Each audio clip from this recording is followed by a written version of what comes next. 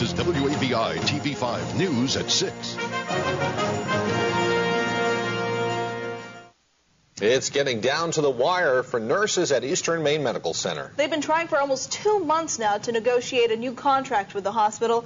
If that doesn't happen by the end of this month, EMMC nurses could strike for the first time in hospital history. Amy Erickson has more. EMMC Nurses Union President Judy Brown says there's a real possibility she and her fellow nurses could walk off the job in the near future. We've certainly been considering that option. We would like not to do that, and we would like to have an agreement happen. But so far, no deal has been made with hospital management. Both sides agree the sticking points are pay and the nurses' demand for a new committee made up of staff nurses to help determine what appropriate staffing levels are. We feel there is a serious staffing problem there. Every single day, nurses are asked to work overtime. Nurses are mandated. I see people working overtime every week and being asked to work overtime. And why is that dangerous for patients?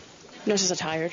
People don't get turned enough. People aren't getting their medications in a timely fashion because we can't get to it. They keep adding on, almost weekly now, new computer tasks that have to be done, yet the staffing isn't increased. But EMMC Vice President and Chief Nursing Officer Lorraine Rogerson adamantly denies there's a staffing shortage. We have, I think, a very sound and safe staffing plan. It's based off a study from the New England Journal of Medicine. To have good patient outcomes, you have to have so many nursing hours per patient day. Our staffing plans exceed that number.